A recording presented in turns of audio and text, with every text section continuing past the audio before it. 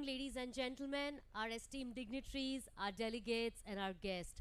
On behalf of Government of Gujarat, it's my distinct honor to welcome you all today to the inaugural of Vibrant Gujarat Regional Conference, North Gujarat Region. To our esteemed guests and our partner countries, a heartfelt welcome to you all.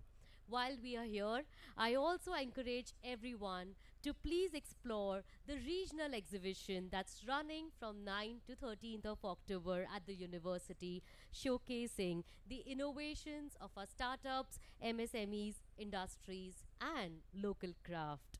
We also have critical seminars lined up on various topics like critical minerals, green energy, and adventure tourism. To finally and formally commence our program, now I would like to welcome our dignitaries who have joined us on the dais over here today. With your applause, we welcome Sri Rajat Seniji, IAS and CEO NICDC. Thank you for your applause. With over 18 years of experience, Seniji is currently holding the charge of NICDC and is instrumental in developing greenfield industries, smart cities, and planning industrial corridors across India.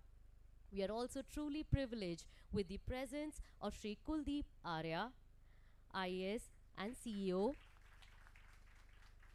MBSIRDA, Mandal Becharaji Special Investment Reason Development Authority. An IAS officer with a PhD, he plays a pivotal role in strategic development of the Special Investment Region, one of the region's most ambitious and industrial smart cities. He is also the managing director of the Dholera Industrial City Development Limited. We welcome you all, sir. We also have Mr. Sachin Patel, who serves as the chair, Manufacturing Task Force of FICCI, Federation of Indian Chambers of Commerce and Industry. He's also the managing director of Sachin Industries Limited. Joining on the dais, we are privileged to have with us Mr. Sameer Khatiwada ji, Principal Public Management Economist at ADB, Asian Development Bank. A macroeconomist with a master's from Harvard University, he has led ADB operations specializing in supporting economic corridor development, industrial parks, and logistics project in India and in the region. Once again, can we have a huge round of applause for all our dignitaries who have graced us today this afternoon. As we commence for the opening remarks, I would like to welcome Sri Kuldeep Arya ji to please join us over here.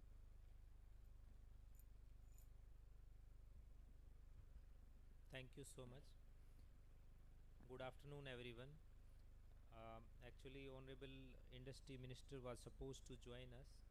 Uh, he he has uh, he has been busy in the press conference, so I hope he would be joining in between. I welcome Mr. Rajat Saini CEO and MD NICDC, Sri Sameer Khatiwada from Asian Development Bank, and Mr. Sachin Patel from Sachin Industries Limited and FICCI, industry leaders, representatives from trade associations, academia, and dear colleagues. It's indeed my pleasure to tell about the infrastructure projects of North Gujarat, though I feel that there is from the inaugural session itself, there has been lot of emphasis on the industrial infrastructure projects and especially the infrastructure facilities to attract the investment which have been created in North Gujarat. So I think most of the things have been covered, but still let me uh, just give you some brief about Gujarat industrial infrastructure. Can I have the PPT? Next one. Next one. Next one. So, with the 5 to 6% of the population and the area of India, Gujarat contributes around 9% of India's GDP.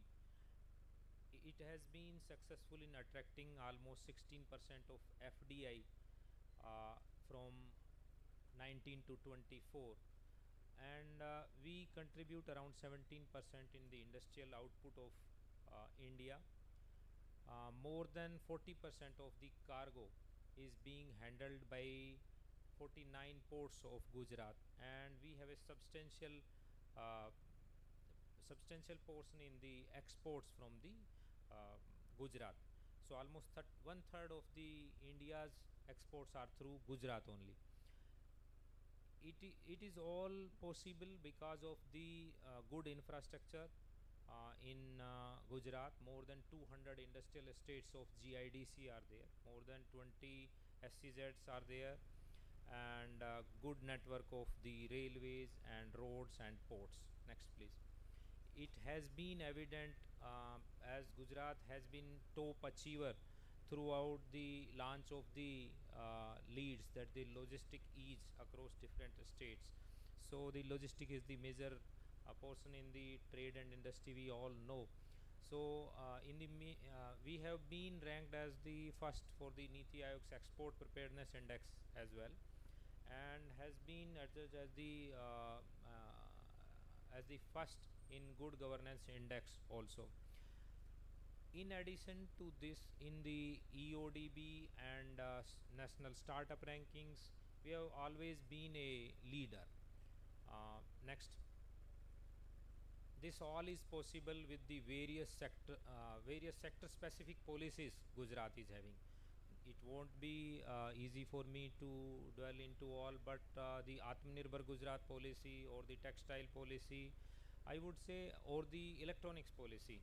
So some of the policies are the best, providing the best incentives in terms of the capital and capital support, and the tax incentives, the power incentives, and all. And they have been the core movers or the attractors for all of the industries across the sectors to attract the investment in Gujarat. Next, please. If we speak about the North Gujarat, so North North, the five districts of North Gujarat are well connected with the rest of the Gujarat area, and the new expressway from Tharad to Pipavav port is underway, and similarly from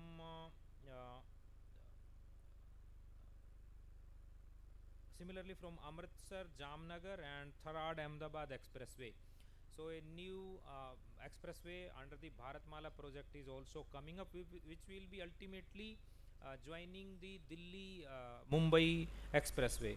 Next, the well developed gas and water network is there in North Gujarat. I think the densest pipeline network is in North Gujarat. Similarly, we have the sufficient water supply, as the Narmada water is being supplied to the industries as well. The H section and M section are fully developed. Some of the projects are still under pipeline, but we have sufficient water supply for the industries in North Gujarat.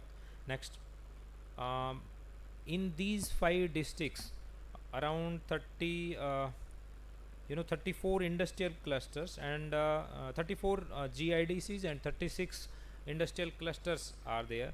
As we have witnessed in the morning, there are more GIDCs in the pipeline supposed to come and cater the North Gujarat industries and the MSMEs. Next, Mandal Bechraji SIR is one of the uh, leading SIR of Gujarat, which with the strategic planning, which provides the strategic planning and facilitation, and it is located in the influence zone of Delhi Mumbai Industrial Corridor. So Rajat sir would be talking about more about these industrial corridors. So uh, this comes under the influence zone of Delhi Mumbai Industrial Corridor, and it is being developed through a integrated model of town planning schemes.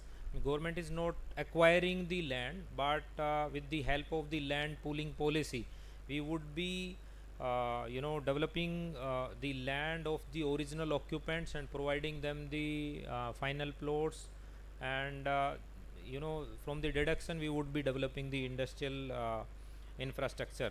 So now, uh, in this Mandal Bechraji SIR, there are 5 town planning schemes. The work of the road network in town planning schemes is going on. Some of the town planning schemes we are also thinking to revise the draft development plan by looking the development which has taken place in the area, and they are underway. This area is mainly focusing on the automobiles and ancillary industries, electronics, and the solar power equipments, logistics, etc. The We all know this Maruti Suzuki plant, which is the quite large installation with the presence of their ancillary industries, is quite prominent in this area. Similarly, the other two-wheeler like Honda motorcycle and GMR are there. Next. Not only the Mandal Bechraji SIR, as I said, as the GIDC and the other state departments are also in sync with the overall development of the area. There are some major infrastructure projects underway in this area. Is Ranghesda Ultra Mega Solar Power Park, the Gujarat Solar Park at Charanka, and the either Badoli bypass. Next. The infrastructure investment go beyond the physical assets, and we have the well developed social infrastructure in the North Gujarat. More than 2000 schools and 800 colleges, the educational institutes, and the other government hospitals and other facilities are there. Next. The region not only excels in the industry and infrastructure development, but we have the mix of the livability. So exceptional livability component in this area is there. There are various tourist attractions, uh, ranging from the UNESCO World Heritage Site of Rani Ki Vav in Patan to the serene polo forest in Sabarkantha. Similarly, the Dharoi Dam, government of Gujarat government is planning to develop this region, the Dharoi Dam and this region, with a huge investment of around 1000 crore rupees for attracting the tourism in this area. So next, in conclusion, I would say the North Gujarat is aptly chosen for the industrial development. We have strong foundation for the infrastructure and the social development. So I invite all investors to explore North Gujarat as well. Thank you so much.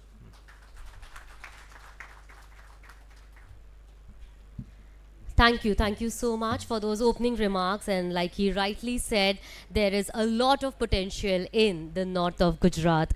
As we now move ahead, I would like to invite Shri Rajat Kumar Seniji to please join us for his presentation on Greenfield Industrial Cities.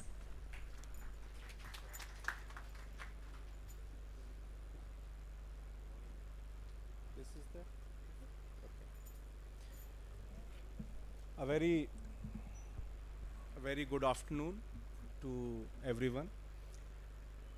So I represent National Industrial Corridor Development Program, under which there are 11 industrial corridors, the origin of which was in form of Delhi Mumbai Industrial Corridor, which many of you must have heard. My presentation has two main. One is Dholera. So MD Dholera is here. So in front of MD Dholera, I can't talk much about Dholera. Another is how industrial development is being planned and is done, and what is the global outlook. Then we have Mr. Samir over here, who knows at least 1,000 times more than me, if not more, about it. So I will give a brief about both the things, less on Dholera and Gujarat, because representatives from the government are over here and they would be telling more about it. So this is what, as government, as society, we are planning to reach at. We are planning to reach at as a $32 trillion economy by 2047, by infrastructure, by business reforms, by technology, innovation. This is the Amrit Kal vision. Many of you, in fact, I believe all of you must have heard about it. Will be a $32 trillion economy. Our per capita income would be growing to somewhere around $20,000. GDP, 25% of GDP. Similarly, FDI exports will be component of that. Now, these are not just numbers which are arrived at by, these are not just fancy numbers which somebody gave. There is a calculation behind it, and then through that calculation, the policy makers, the think tanks in government as well as outside government have arrived at that what all interventions and at what level need to be done to arrive at these numbers. And those interventions are being planned from now itself. In fact, for last 1 decade we have been planning for those interventions, that if things go as per plan, we should be able to achieve these numbers. And obviously manufacturing, as we all know, is an important cog in the wheel, that we, out of this $32 trillion, 8 trillion is supposed to come from manufacturing. Also, a lot of manufacturing is concentrated in India's industrial parks and industrial clusters. Now, if somebody is coming and asking for 500 acre, 1000 acre undeveloped, there are very few players in country who can develop industrial land on their own and bring all the facilities also. Let's say 10, 20, the number would not reach 50. The bulk of manufacturing comes from what is happening in our industrial areas, industrial parks, industrial estates. So just a snapshot that there are, here it is written 4,193, we can assume 200, 300 are missing from this data. So approximately 4,500 industrial parks exist in India as on date. Now, is it a good number, is it a bad number, or have we improved in last 10 years? So this number was around 2,800 in 2014. So we have increased by approximately 50% in last 10 years. Should we have increased? Yes, we should have increased, because out of these 4,200 parks, around 3,000 parks are already full. And these are not just big parks, it includes the age-old estates which used to be 50 acre, and it includes Dhulera also, which has almost limitless land.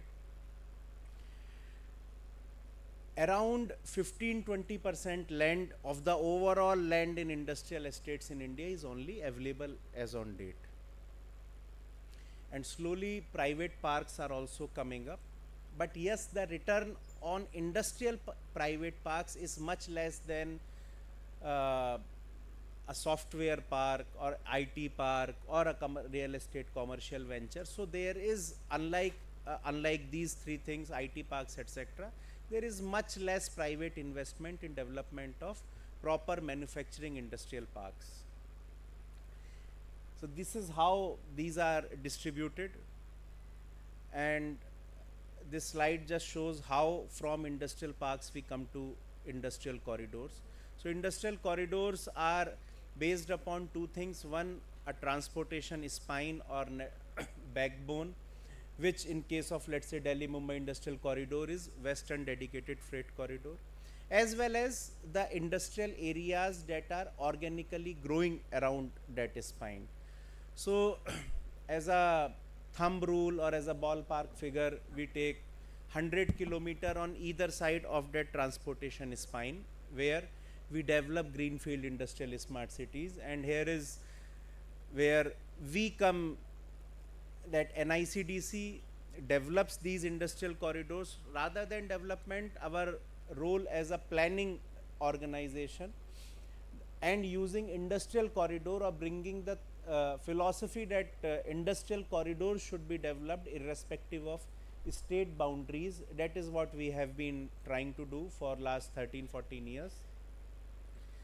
So we do planning in the sense that okay, how many industrial areas should be there in this influence area, what should be the gap infrastructure. Now by gap infrastructure I mean, if some industrial area is developed 50 kilometers away from western dedicated freight corridor, then a road should be there, what should be the road width, how much water should be there. So we project up to 20-30 years, at least in fact generally 30 years. So if we are planning for an industrial corridor today, we will project in next 30 years what would be the scenario over here. For that we study in today's date what is the infrastructure, what is the production, manufacturing potential, etc., and what interventions are needed. We ourselves develop greenfield industrial smart cities. So that number 4,200 that I was telling, in that most of it, or rather I should say 98% of it is done by state governments. Government of India before this program used to generally support the development by some grants or under some schemes. Through National Industrial Corridor Development Program only, Government of India thought that they themselves also should be developing industrial parks, but those should not be parks, those should be big industrial areas. Now, how big can it be? Dholera's planning is somewhere around 500 square kilometer, in which around 140 they are actively thinking of ki, okay, this is what we will develop, and 23 they have already developed. And you know that Dholera is the first and only semiconductor city of India, where a lot of semiconductor related investments are coming. In many other places like in Krishnapatnam we are developing 10,000 square kilometer, in Tumkuru 8,000 square kilometer, in Dighi 13,000 sorry, not square kilometer, acres. 10,000 acre, 8,000 acre, in Dighi 13,000 acres. So this is how Government of India has been trying to develop industrial infrastructure, and also wishes that state government industrial areas or industrial parks should develop kind of in a hub or a spoke model around this. The corridors, whether you name them industrial corridors or transportation corridors, they have a very important role in reducing the logistic costs and making manufacturing competitive. Many of you must have heard that in last 10 years we have come from around 16% logistic costs, from 16% we have been able to reduce to 8%. There have been very, very detailed studies by government organizations and non-government organizations. Obviously, when you talk to the investor community, there is demand for more and more reforms, and more and more reforms are needed, but we are on the right path.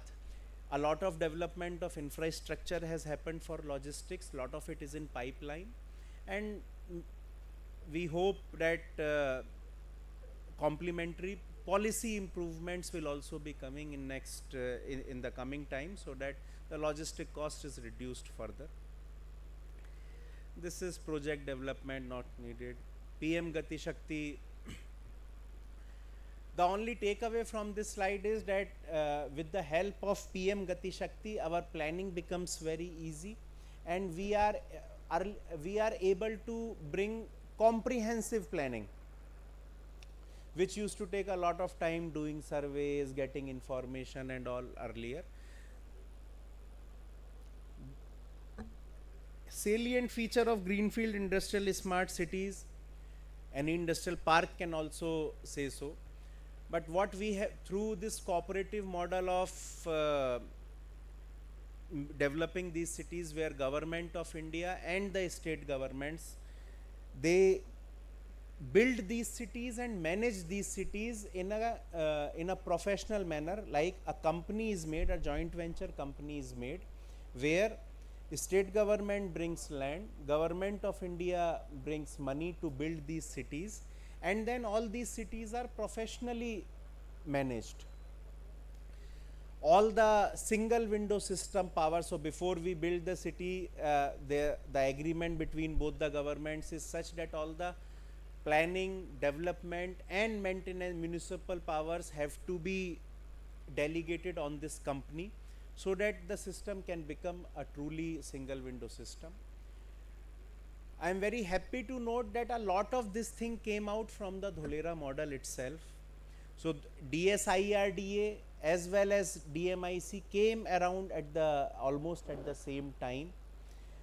Under DMIC this particular project was taken up, and the kind of act that Dholera Special Investment Region Development Act and what all vision it has created, the kind of delegation of powers of all the regulatory bodies have been brought, the external infrastructure that state government has built, it is a model for rest of the country.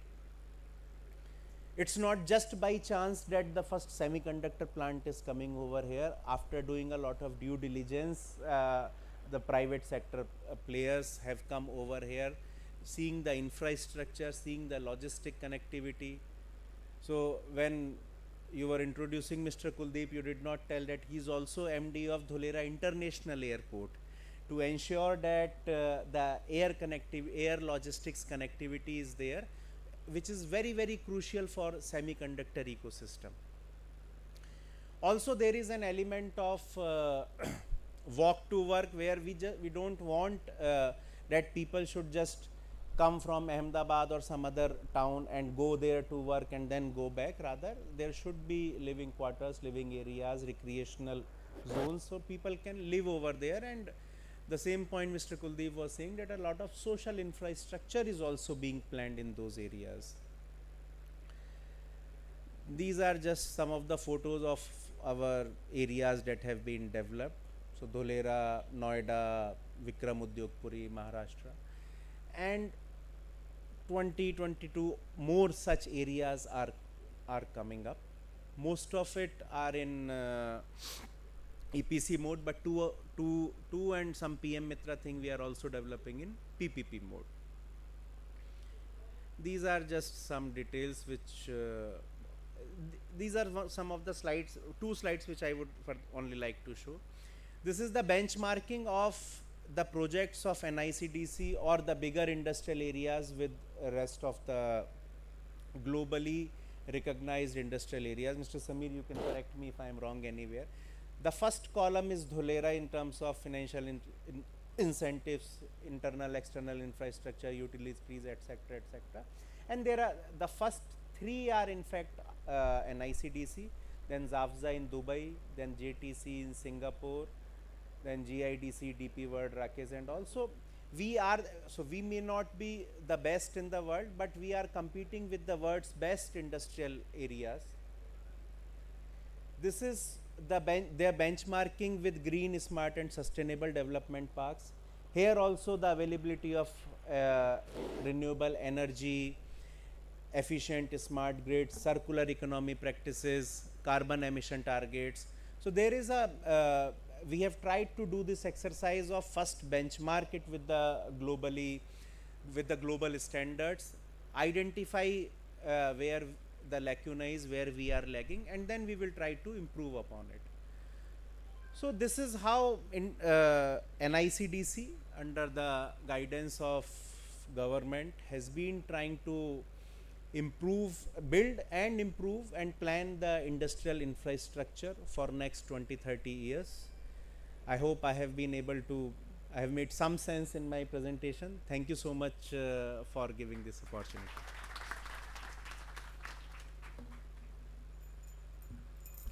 Thank you so much. That was a little look into the future of our industrial landscape.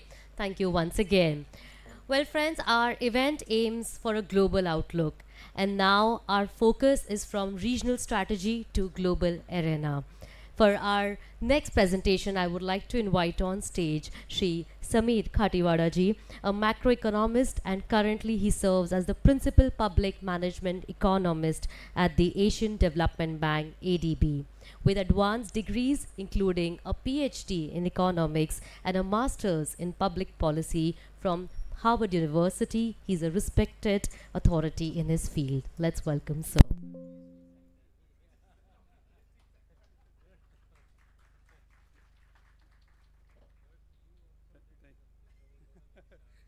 I think Mr. Saini could get an honorary PhD already, right? So.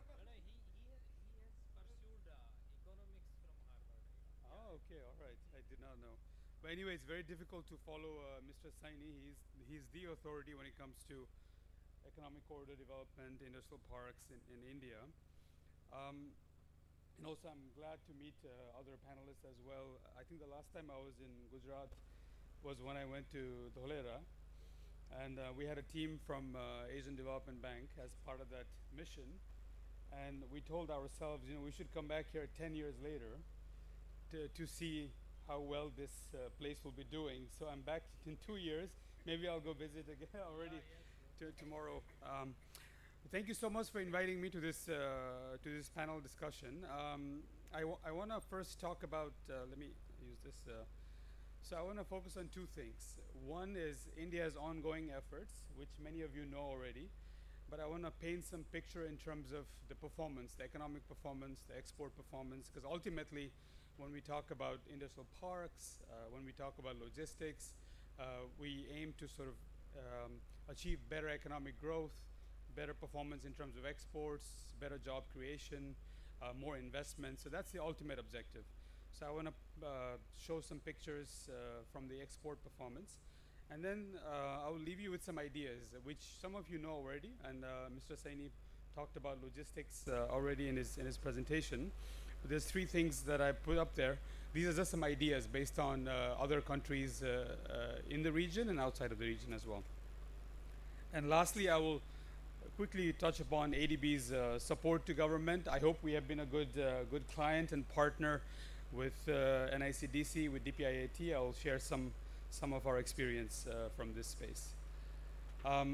This slide basically gives you an overview of India's efforts to improve manufacturing sector's competitiveness. Manufacturing policy and Make in India campaign have been instrumental. And also the recently announced national manufacturing mission in the budget. This has to play out going forward. So I think this has all been very, very good efforts. The second one is on Atmanirbhar Bharat, again another excellent initiative. And there have been some, the important reforms on the labor side, which is very important. This is a very difficult, politically sensitive topic when it comes to labor laws. But I think the efforts are in the right direction. At the state level, there are more work that needs to be done. I think some of us know this already. Similarly, in terms of ease of doing business, improving investment climate, many reforms, big reforms have happened in this space.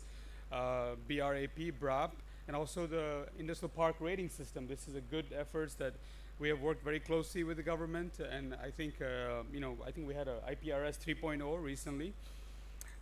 Similarly, the PM Gati Shakti, you have heard about this already. The logistics, the national master plan, very important and critical for this country, and many other countries actually in Central West Asia, for example, are trying to copy what India has done when it comes to logistics sector development. So now the next question is, has this worked? Has this had an impact on India's economic performance? And the short answer is yes. So if you look at India's merchandise and service export, it has recorded steady growth over the last 2 decades. You'll see that both goods and services exports have increased tremendously in the last 20 plus years. On the right hand side, the orange line you see at the top, the industrial goods. This is a very good story. So it has worked so far. And in terms of the global composition, if you look at the global export basket, India has gained about 1% between 2007 and 2022. One sounds like a small number, but it's a big number when it comes to global export basket. We started at 0.9% in 2007. Now we are at 2%, right? So this is a massive improvement. Of course, we have ways to go to catch up with the likes of China and Mexico, but we're not far, especially when it comes to looking at Mexico's number. And this one is from ASI. This looks at the states at the state level, which states are doing better than others in terms of exports. Top 10 states account for 88% of exports. You can imagine which those top 10 are, but some of the three top ones are Gujarat, Maharashtra, and Tamil Nadu. They account for most of the exports out of this country. When it comes to employment creation, again, 3 states account for about 43% of employment creation. Here again, Tamil Nadu, Gujarat, and Maharashtra. When we talk about contribution to employment, what is important is to look at whether or not a sector is labor intensive or not. Because many of the sectors that are present in Gujarat are actually capital intensive.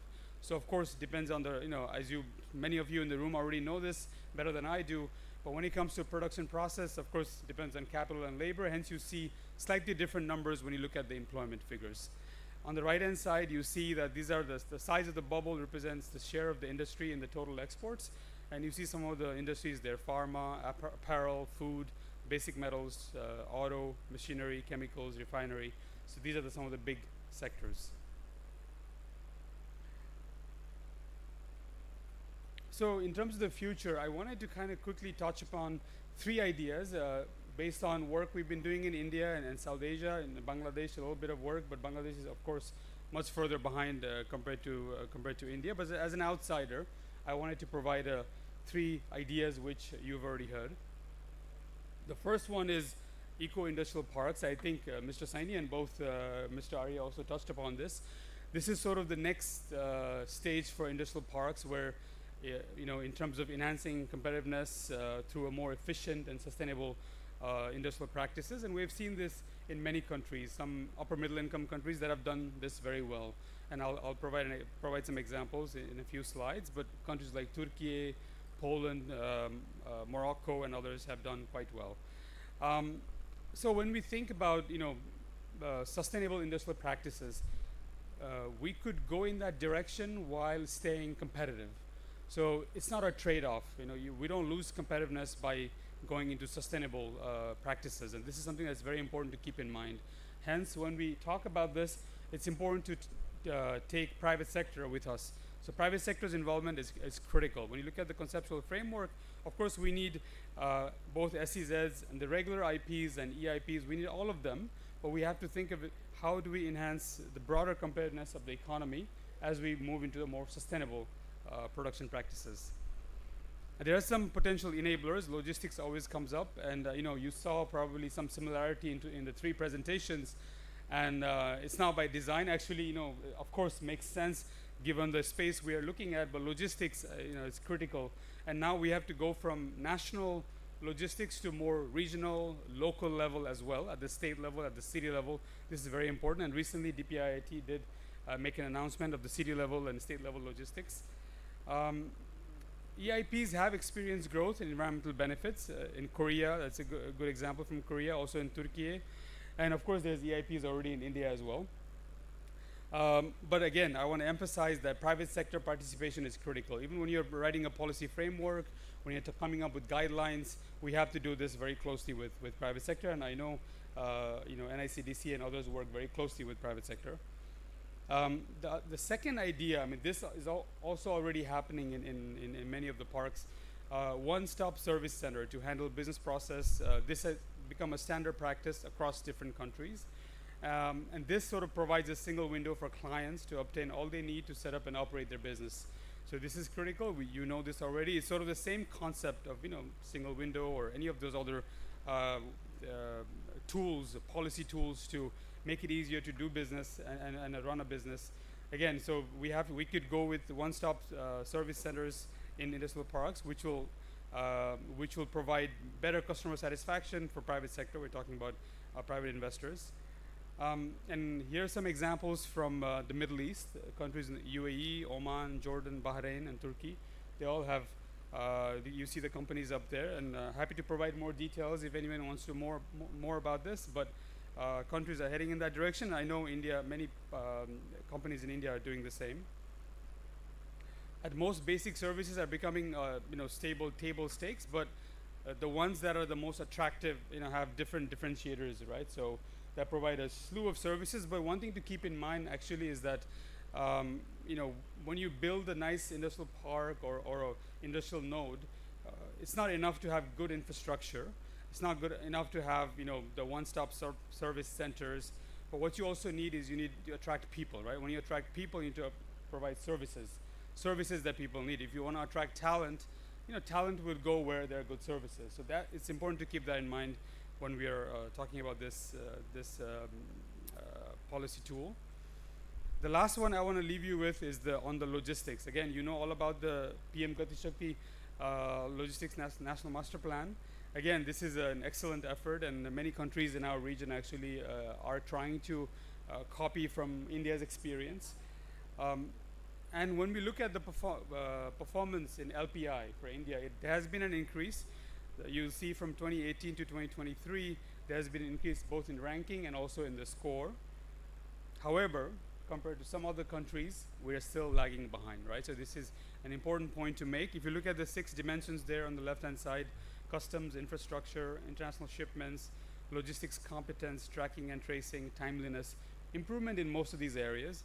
But on the right-hand side, you see that other countries have done or are doing relatively better. But of course, we are talking about richer countries like Korea, Singapore, Hong Kong, China, Germany, and the US, right? So I think that's what we ought to think of as the next stage in terms of improving logistics in India. And as Mr. Saini rightly pointed out, the cost of logistics has gone down considerably in the last few years, but it could go down even further for it to be more attractive. It's a big country, so of course the work is not done just at the central level. Again, regional, local level, city and state logistics, very important. And what we talk about at ADB in other countries as well is this 360-degree approach. Industrial logistics sector development, they tend to go together, and also the trade facilitation and skilling as well. As Mr. Saini knows this very well, sorry I keep coming back to you, but we have worked together. So the economic corridor and logistics, there were 2 programs that ADB designed closely with the government, with DPIIT and NICDC, and they actually go together, right? Corridor goes together with logistics. Again, so hence this was done together. And the other aspects in terms of customs and trade facilitation, again, that's also very important. And lastly, on skills. Skills is critical, and later on during the panel discussion, we can go more into this. But many other countries like Indonesia, Philippines, and others have also kind of realized that having skilled workforce is absolutely critical. So we have to invest in that as well. And lastly, this slide is just to show that we have been part of this journey and sort of talking about and investing in industrial and logistics sector development, not just in India, but elsewhere in South Asia, but also in other parts of developing Asia, like Indonesia, for example, and also the Philippines. With this, thank you so much.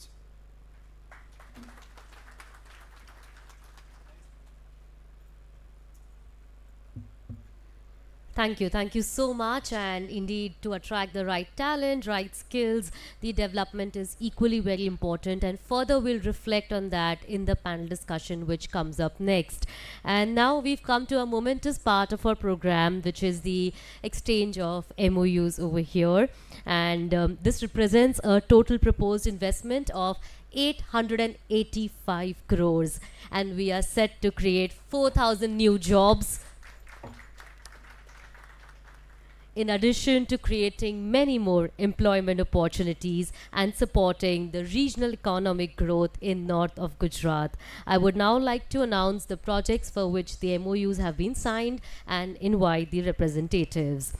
The first exchange is for the project of setting up of private freight terminal logistics park, and I invite a representative from the CTA Terminal Private Limited and the Industries Department and Indian Railways through Ahmedabad Division, Western Railway.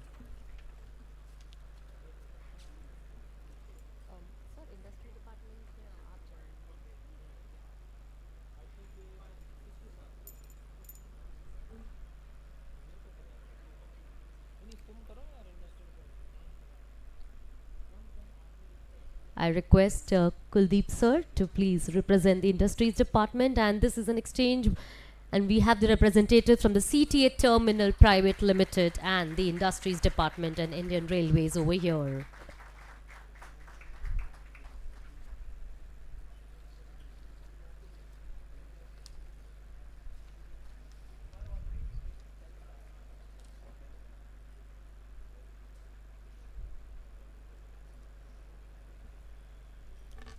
Congratulations.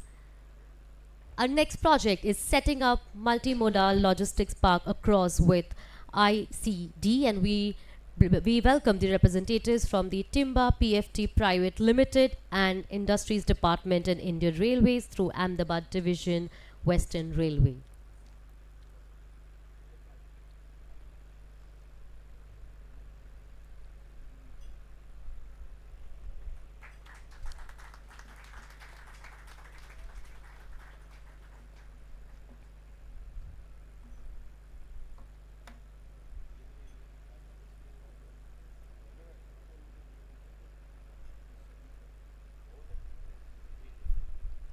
Congratulations. Moving further, the next project is establishing a commercial electric vehicles manufacturing facility, and we welcome the representatives from K2N Commercial Mobility Private Limited and a representative from Industries Department to please join us.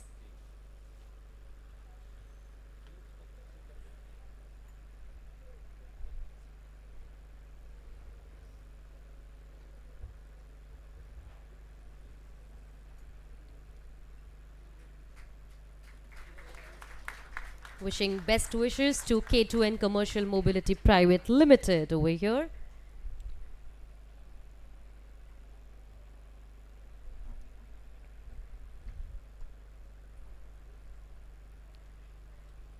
Our next project is the Thar Dry Port Domestic Terminal, and we welcome representative from the Hasti Petrochemical and Shipping Limited. And we have our representative already, Kuldeep ji, over here from the Industries Department and Indian Railways through Ahmedabad Division, Western Railway.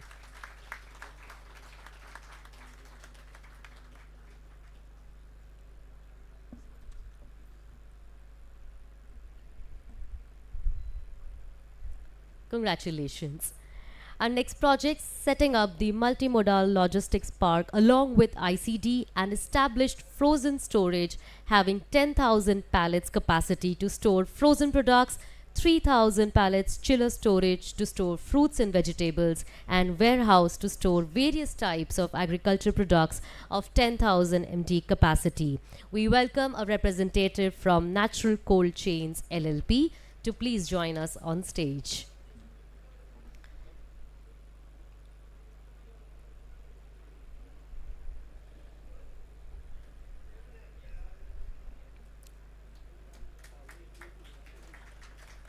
We congratulate Natural Cold Chains LLP and Industries Department and Indian Railways, Ahmedabad Division, Western Railway.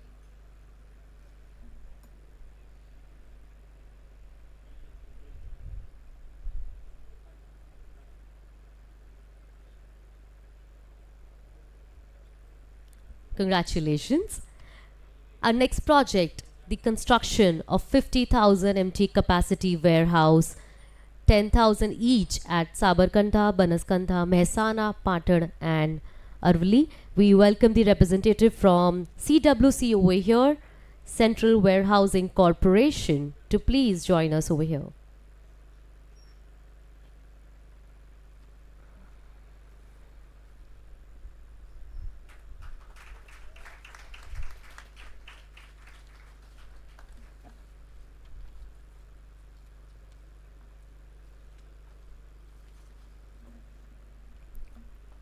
Our next project is the state government through Roads and Buildings Department and the Indian Railways through Ahmedabad Division, Western Railway to undertake the regional infrastructure railway projects to boost economic activities in north of Gujarat.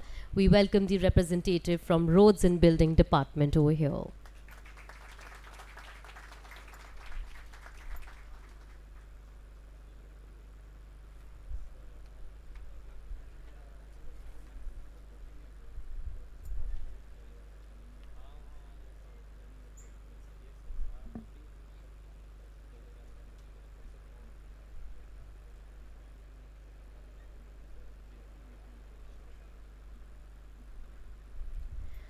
Thank you so much, and we wish all the departments all the very best on exchanging the MOUs over here and looking for a bright future of the state.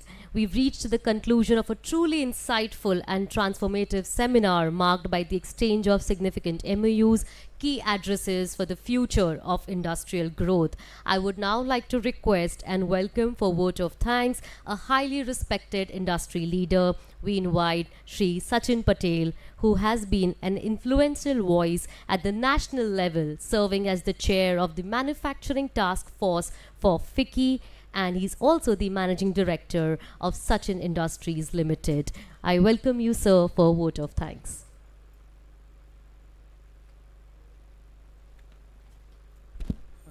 Good evening, ladies and gentlemen. It's my honor to deliver the vote of thanks at this inaugural session of the seminar on industrial infrastructure cluster as a regional growth drivers. First and foremost, our industry minister is not here, but I would like to mention his name as well because all the hard work has been done by him. First and foremost, I am deeply grateful to the Honorable Minister Sri Balwant Singh Rajput ji for gracing us with this. Obviously, he will deliver the keynote address in between the sessions. I am very grateful for to the CM for announcing an establishment of 4 new industrial parks for the North Gujarat. For the North Gujarat today morning, I am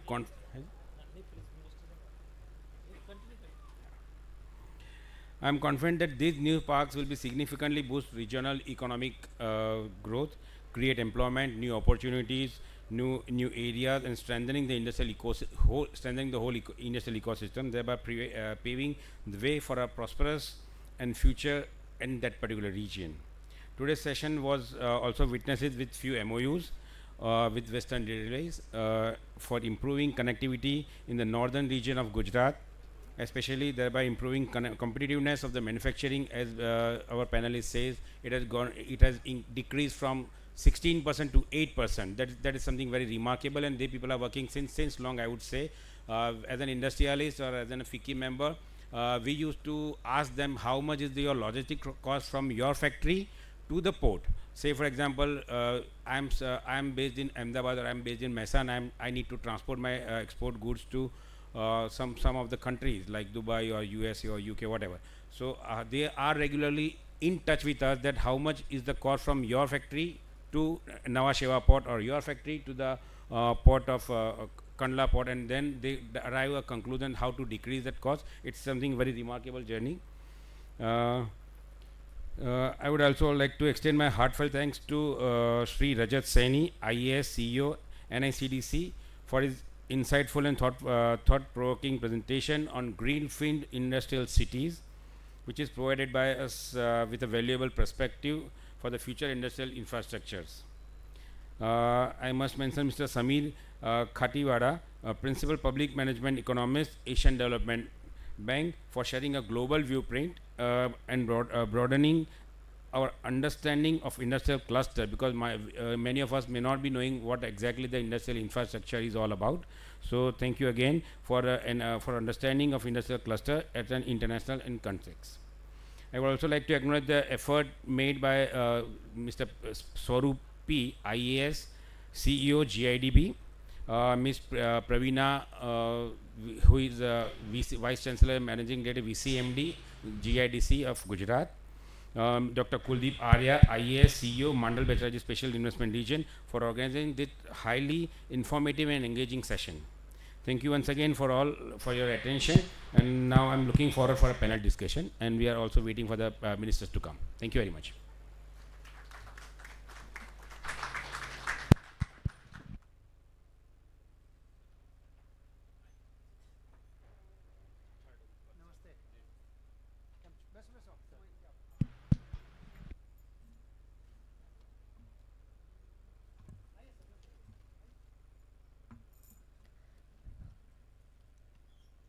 Ladies and gentlemen, we are truly honored with the presence of Honorable Minister of Industries over here, Government of Gujarat. Please put your hands together as we welcome Sri Balwant Singh Rajput ji. Thank you so much, sir, for joining us over here. May I request Mr. Nimit Patel to please welcome sir over here. All right.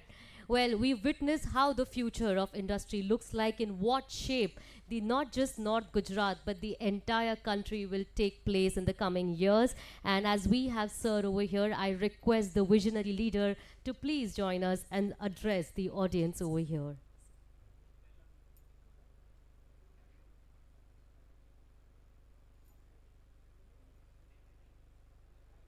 Sir હા એક જ sir આપનો આ સેમિનારમાં ખૂબ ખૂબ સ્વાગત છે. આપના આવ્યા પહેલાં આપણે થોડોક ગુજરાતનો અને ખાસ કરીને ઉત્તર ગુજરાતમાં શું શું ઇન્ફ્રાસ્ટ્રક્ચરના કામો છે અથવા તો સરકારનું કઈ રીતે એના ઉપર ભારણ છે આ વિષયમાં થોડોક ડિસ્કસ કરવામાં આવ્યો હતો. આપણી સાથે સર મંચ ઉપર રજત સૈની સાહેબ છે, એ સીઓ એનઆઈસીડીસી છે, જો ભારત સરકારની સંસ્થા જો છે, જો ધોલેરામાં બી 50% હિસ્સેદારી ધરાવે છે, તો એ છે સર એના વડા છે.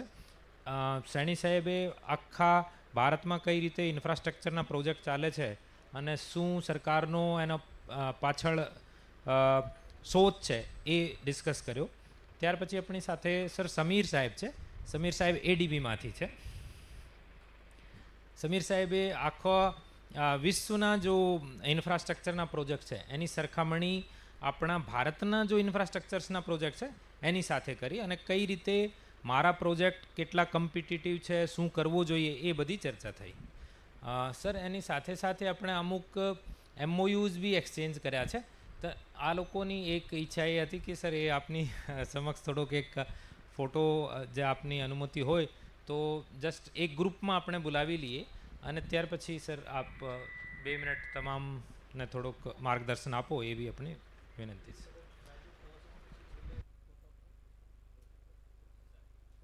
સર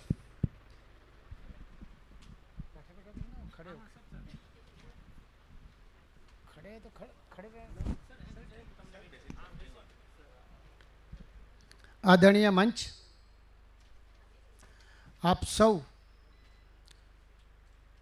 ઘણા બધા ટાઈમથી બેઠા હશો. અમારે એક પ્રેસ કરવાની હતી એટલે ખરેખર તો વિષય હતો, બહુ સારું લાગત, પણ સમય સંજોગે વરસાદ નહીં આવી શક્યા અને એક આગળ પણ જવાનું છે. મને લાગે લોજિસ્ટિક માટે પણ ઘણી બધી વાત આપને થઈ હશે. દુનિયામાં આપણે સમજી શકીએ છીએ કે હવે 1 કરોડ રૂપિયાનું વ્યાજ પર ડે 4,000 રૂપિયા થાય, જે અમારી વેપારી પદ્ધતિથી અમે ગણતા હોઈએ છીએ. તો 1 કરોડ રૂપિયાનું 4,000 રૂપિયા વ્યાજ થાય. દુનિયામાં કોઈ પણ પ્રોજેક્ટ આપણે મૂકીએ અથવા બનાવીએ તો સૌથી મોટી વસ્તુ છે એનો એક ટાઈમ.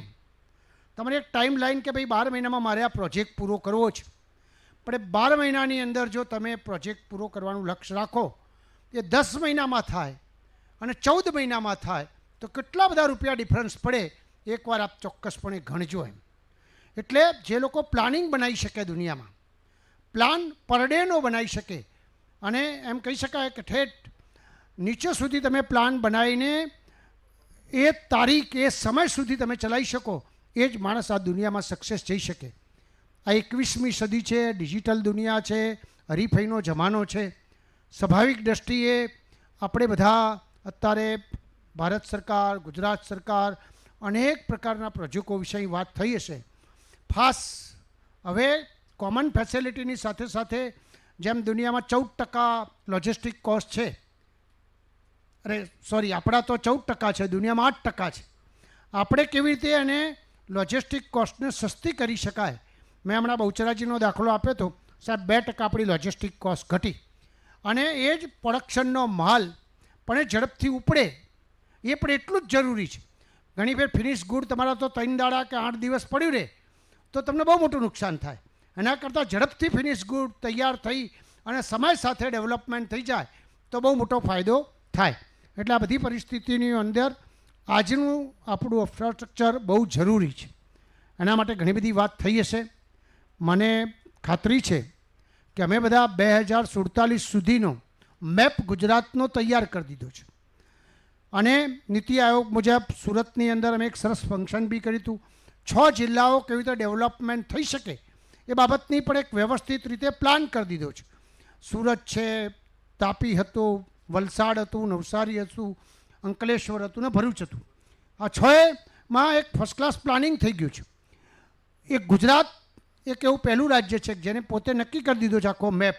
એમ ઉત્તર ગુજરાત પણ આપણા માટે એટલી જ મહત્વતા છે કે ઉત્તર ગુજરાતની અંદર આખી ચેનલથી માંડીને કેવી રીતે આપણે એક સારું સેટઅપ કરી શકાય એ લગભગ મને લાગે છે કે પેપર્સ ઉપર અને પ્લાનિંગથી બે નક્કી થઈ ગયું છે. આજે વિશેષ વાત નહીં કરું. આપ સૌ આટલી મોટી સંખ્યામાં જ્યારે ઉપસ્થિત થયા છો, આપણા બધા જ વક્તાશ્રીઓએ આપને બહુ મોટો સરસ લાભ આપ્યો. હું એમાંથી ચૂકી ગયો છું, પણ મને પણ લાભ મળી જાત કે ભાઈ વિશ્વમાં, ભારતમાં અને શું પરિસ્થિતિ થાત તો આટલી એક સરસ વ્યવસ્થા થઈ છે. આપ બધા અહીંયા આગળ કદાચ અમારા આજના આ વાઇબ્રન્ટમાં એમઓયુ પણ થવાના છે અને કદાચ મને લાગે થઈ ગયું છે કે કરવાના છે.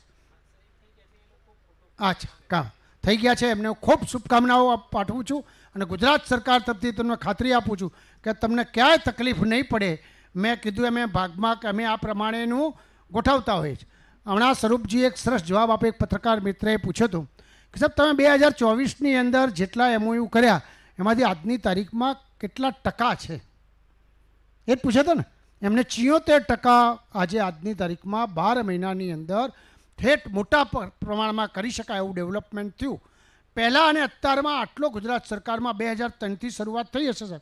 પહેલાં તકલીફ પડતી હતી, કોઈ પ્રશ્ન પૂછે તો 2-3 વર્ષ લાગતા હતા. અત્યારે એટલા ઝડપી આપણા તો પ્રોજેક્ટો થવા મળ્યા છે, એ પ્રકારની વ્યવસ્થા થઈ રહી છે.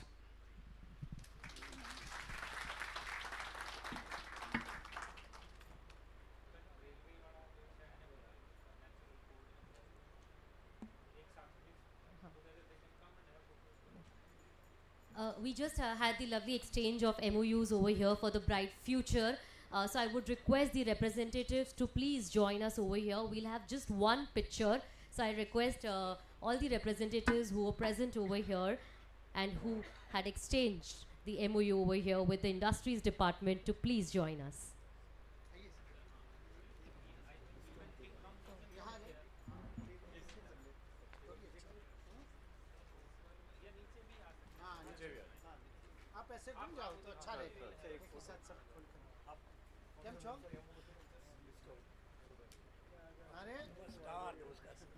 We had the setting up private freight terminal logistics park project over here. We have the representative from the CTA Terminal Private Limited present over here. The next MOU was signed up for setting up the multimodal logistics park along with ICD.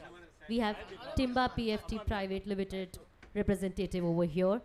The next project was for establishing a commercial electric vehicles manufacturing facility. We have the representative from K2N Commercial Mobility Private Limited present here. The next we have the project for the Thar Dry Port Domestic Terminal. We have the representative from Hasti Petrochemical and Shipping Limited present over here. The next project is for setting up the multimodal logistics park and establishing frozen storage having 10,000 pallets capacity to store products and 3,000 capacity to store fruits and vegetables. We have the representative from Natural Cold Chains LLP. The next project is for the construction of 50,000 empty capacity warehouse. We have the representative from the Central Warehousing Corporation CWC present over here. And we also have the project where we want to undertake the regional infrastructure railway projects to boost economic activities in North Gujarat. And we have the representative from the Roads and Building Department present over here. These were the MOUs that were signed and exchanged over here. Once again, congratulations.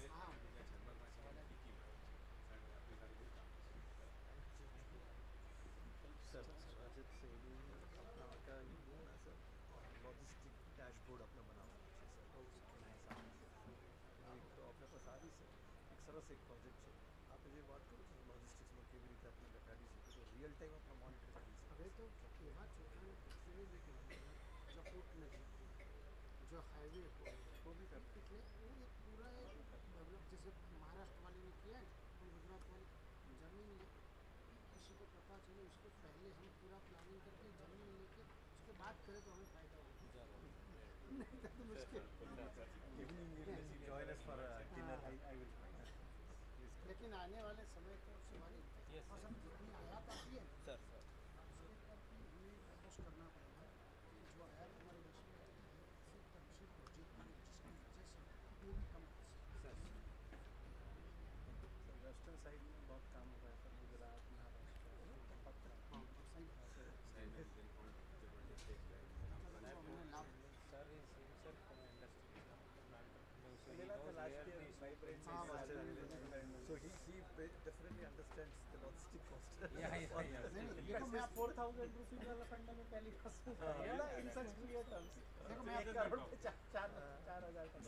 मैं आपको छोटा सा बताऊँ, हमारे यहाँ जब ये कंटर सबसे ज़्यादा वर्ल्ड का ट्रैक्टर 40% वर्ल्ड का बना और एक्सपोर्ट वर्ल्ड का, मेरी क्रिकेट जोन में ट्रैक्टर हमारे यहाँ कंटेंट सिंगापुर में 3 मिनट में है, हमारे यहाँ 30 मिनट।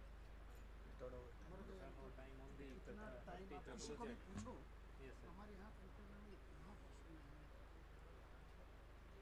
समय का भी बहुत महत्व है। आपको फिनिश गुड काफ़ी टाइम पड़ा रहेगा तो भी आपको इतना लंबा खींचना पड़ेगा, ना तो फिनिश गुड भी आपको एक दिन से ज़्यादा नहीं खींचना, ऐसा डेवलप हमें तो देसी पद्धति वाले टेक्निक करेंगे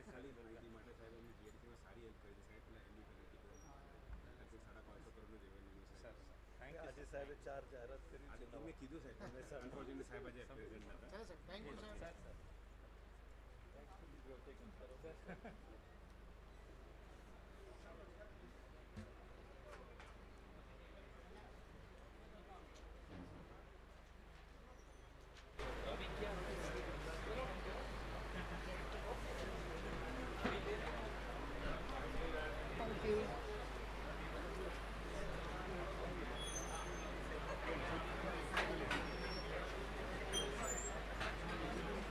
We now have a panel discussion on the topic industrial clusters as regional growth drivers.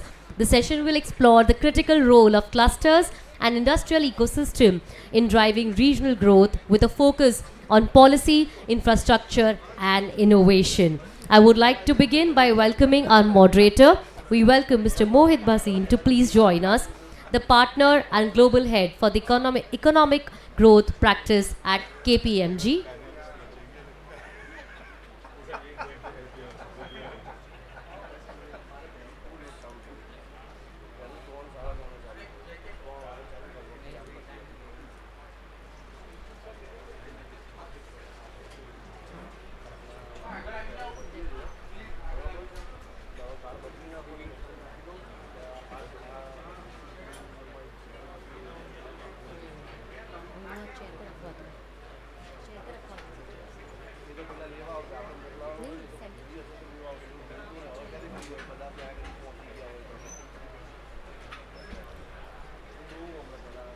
We welcome you, sir.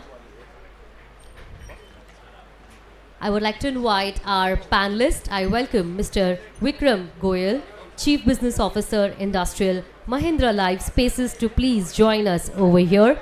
He oversees the strategy for the integrated cities and industrial clusters business vertical, brings over 22 years of extensive experience in the real estate industry with a proven track record in scaling business and driving innovation in the sector. I welcome Shri Vikram Goyal to please join us on the panel. Our next panelist is Mr. Sanjay Baronia, the Senior Vice President from Maruti Suzuki, joining us over here. He brings deep, long-standing industry knowledge from India's automotive giant, the Senior Vice President, where he has contributed to the automobile manufacturing process for over 3 decades. A chemical engineering graduate from IIT Kanpur, an expert in executing greenfield and brownfield projects. We welcome you, sir. I would also like to welcome Mr. Sanjay Patel, the Managing Director of Mascot Group, to please join us over here. A pioneer in Gujarat's industrial real estate with 25 years of experience and has developed a massive 47 million square feet of grade A industrial and logistics space. We welcome Sanjay sir over here.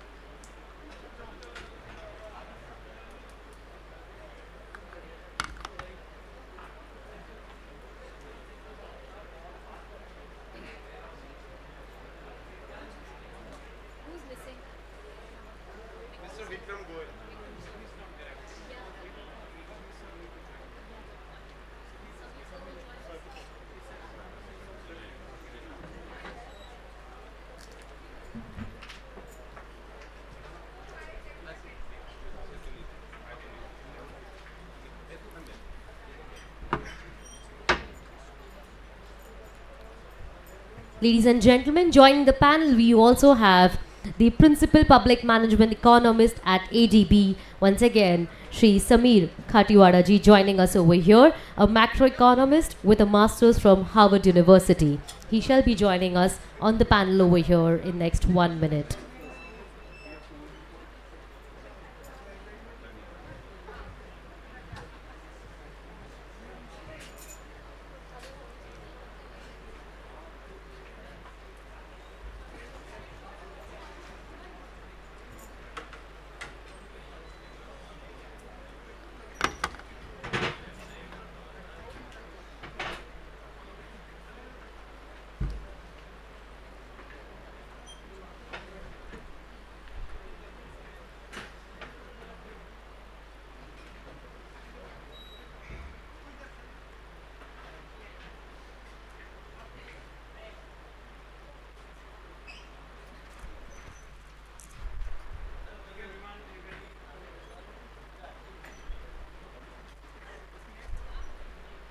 Can you hear me? Yes. Thank you everyone. Very good evening for joining us after this interesting series of presentation. I think I'm trying to delve into more specific with the cases what we have with us when it comes to industrial growth, when it comes to industrial corridors.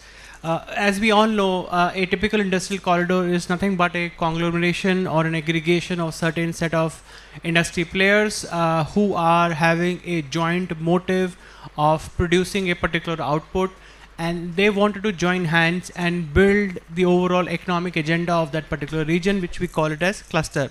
Now, there are many possibilities what we have observed in the previous slides. You know, there is a scope for industrial clusters and the enterprises in those clusters to collaborate on the basis of their knowledge. On the basis of the knowledge what they possess, even on the basis of their resources, what has been provided to them, even to certain extent they can collaborate basis on the output what they are generating, and last but not the least, the optimization of all those resources which can be done. So that's a basic premise of a cluster with which we operate. And of course, lot more innovations have happened in this space. What you have just what you have heard from Mr. Saini was a larger, grander approach which is adopted by Government of India. Mr. Samir has also shared certain perspective, who has joined me right now from the ADB perspective, what's happening. And you might find it interesting to note that Gujarat has also institutionalized its own model, what we call it as SIP, Smart Industrial Park. Now, Smart Industrial Park is a slightly plus model of experimentation which Gujarat is doing. So Industrial Park, we all know, as I just explained, we are now talking about bringing the sustainability element of it. Now, what the SIP entails is that it is further stretching the thinking beyond that traditional limit of sustainability. It is bringing a extreme level of optimization by bringing technology, by bringing digitization into that whole process. So it's a typical plus model which has been institutionalized in GIDB, and we are experimenting and implementing that. Now, with this, I would like to jump right into my discussion with my panel member, maybe with Samir joining in first. Samir, maybe would like to understand, I have heard interesting inputs around skilling element of it, right? When you're looking at a federal level, you're going to a provincial level, you know, the entire scope of skilling changes. Can you just throw some more light onto that, please? It works, right? Oh, no, I'm not. Sorry. Thank you. So, you know, as I was kind of touching upon towards the end there, skills, one thing we have realized working in other countries also, Indonesia, Philippines for the most part, where finding right workers has been a big challenge. So just to give you a sense what we mean by that. So some of the industrial parks in the Philippines are world-class, top-notch. But what they have struggled with is to attract people to be living closer or travel to the parks themselves. And this is something that we should also really bear in mind in India as well. India is a big country, so you've got many 4,000 plus parks. So if you want to compete, you know, if Gujarat wants to, you know, attract best talent and other states as well, we need to really invest in good, good services first of all, but also to make sure the university systems, the TVET university systems, our polytechniques, they're much more sort of in tune with what's happening in the industry, right? A lot of times, the gap between what is demanded by industry, the skills demand, and the skills supply, there's always a gap, and we see this all over the world. It's not just an India phenomenon. But the countries that tend to do well are ones that keep the gap smaller, right? And how do you keep the gap smaller is to basically ensure that you provide training to your workers on a regular basis. Usually, if you look at the labor literature in economics, you will find that, the training aspect might be seen as a cost by business, right? And it is a cost, let's be honest. You can't afford 1 month out of 12 months to send somebody for a training. No, you cannot afford that. So, but that's where a state plays an important role. That's where the role of government becomes very important. How do you subsidize that training for workers so that it's cost effective? At the end of the day, bottom line is very important. And all the other risk is also that once you train workers, maybe they get a better wages in Tamil Nadu, so they'll move from Gujarat to Tamil Nadu, right? So you lost out on a worker you just trained. So you have to have some mechanism to ensure that that doesn't happen, but we do have to invest in skills. And training, employer provided training is very important. The other is, when we get young people, fresh graduates to work in industries, every industry has their own, like a boot camp, training grounds, these types of things. And what we ought to focus on is that when you look at different skill sets that's necessary in modern production systems, maybe it's very different from the degrees that are provided. Even engineering degree, a 4-year, 3-year engineering degree, you don't have to be in school for 3 years, for example, to work in textiles. I'm not an industrialist, but we did a study many years ago, and India was one of the countries, and where we looked at how long it takes to train an average worker for textile. As it turns out, it takes about 6 weeks. 6 weeks of training was just enough, unless you want to go high up, to become a manager or a plant manager, something like that. But otherwise, the skilling needs were much less. So we have to kind of really keep in mind. First, it's about providing good services around the parks or in the city where you're based. The second is focusing on skills and training, and also sort of career development opportunities. That's very, very important. So these aspects, I think we have a lot to learn from other countries in the region, and many other countries are thinking the exact same thing. Because talent, with AI and everything else, at the end of the day, well-trained, competent, good workforce is your biggest, most prized capital. So. Thank you. Quite interesting. So if I just were to digitize or use a phrase what typically we use in our IT lingo, our cluster is becoming as a service, right? Instead of just providing a land parcel to an industry, right? How well you are providing that services around the periphery of just the land, that's make a big difference in your overall output. So I just would like to understand from Sanjay ji. Sanjay ji, your experience as Maruti, we have been listening about Maruti in the morning also, a loud praise. Maruti has been a proud, investor for the state of Gujarat. We are talking about now export agenda, what you're going to fulfill that. Now, can you just talk about your experience dealing with state of Gujarat, especially about your mega investment in Gujarat? Hello. So, Mohit, when we started this mega project of Hansalpur in Gujarat, I was also involved at that time. And when we made visit to that area, we were shocked. We were like, can we really set up the mega project here? Because it was very remote and we could not see any visible, industrial infrastructure present over there. However, government had different plans because it was part of MBSIR at that time, and they had plans for development of that region. So we got, engaged with the government.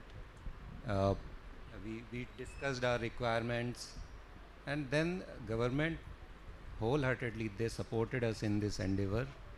So, like, if you talk of a project like Maruti, the infrastructure requirement really is huge. Be it power, which is we need very reliable power and huge quantum of power.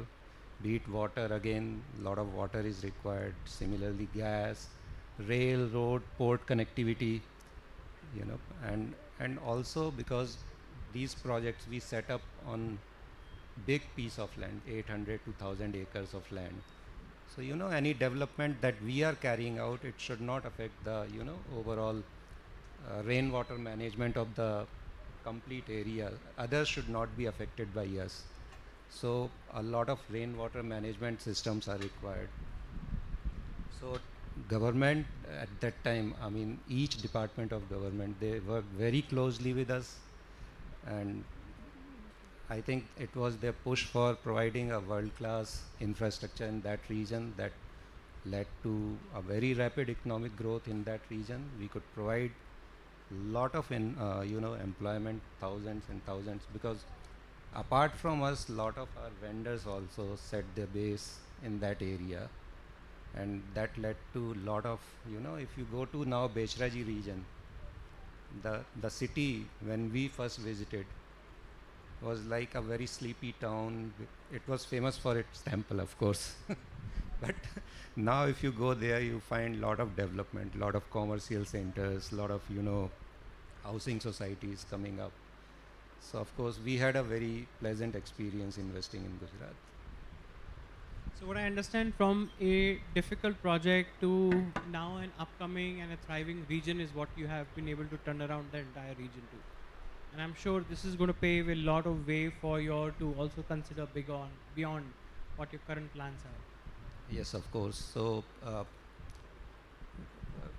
see, as Maruti Suzuki, we have plans to double our production capacities in next 7 to 10 years, right?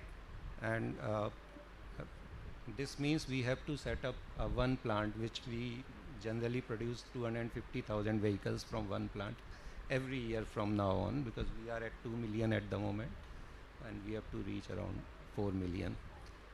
So of course this experience which we have had at Hansalpur, this has given us, you know, a lot of insights on how to move further, right? So we are looking forward to, you know, getting this kind of support again from the government, and we'll be working very closely with them, and definitely will be. Thank you. Hopefully we'll be coming up with some more announcements. So Patel ji, आप world class industrial park बनाने में मशहूर हैं, तो थोड़ा सा आप अपना एक्सपीरियंस बताएंगे उस नज़रिए से कि पार्क को बनाने के लिए आपको कैसा गवर्नमेंट का सहयोग मिला और कैसे आपने उसको सक्सेसफुल करने के बारे में सोचा.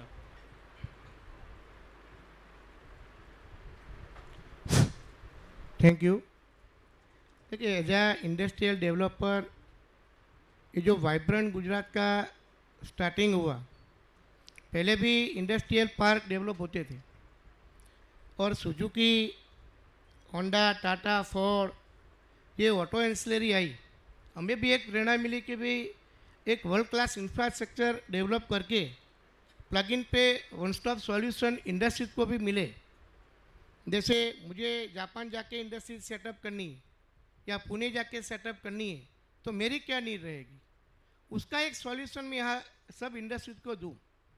तो ये सब सोच के महसाना के पास कड़ी में, महसाना डिस्ट्रिक्ट में कड़ी तालुका के नियर बाय, जहाँ सेंटर में सुजुकी और टाटा, फोर्ड, होंडा सबको एक मिडल में एक 85 एकड़ के अंदर मैंने पहला प्रोजेक्ट मैंने स्टार्ट किया.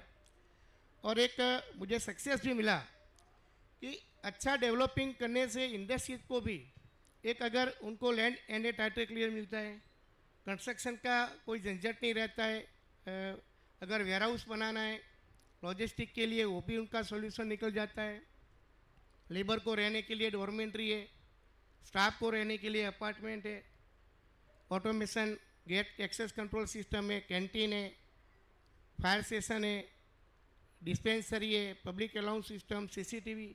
इतना मतलब ये इंडस्ट्री को जैसे बेसिक इंफ्रा के साथ साथ एक अलग से एक सेफ्टी सिक्योरिटी भी मिले, ऐसा एक कैंपस मैंने डेवलप किया और इसमें मुझे अच्छी मतलब 6 कंट्री की वेरिएबल 22 इंडस्ट्रीज है, टोटल 38 इंडस्ट्रीज में से।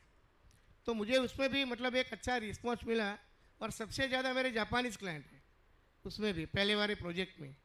एंड आफ्टर मैंने खेड़ा में, साणंद में, सूरत में, हालोल में और टील अभी अप्रैल में मैंने विठलापुर में लॉन्च किया 385 एकड़ के अंदर पूरा इंडस्ट्रियल सिटी डेवलप कर रहा हूँ वहाँ पे।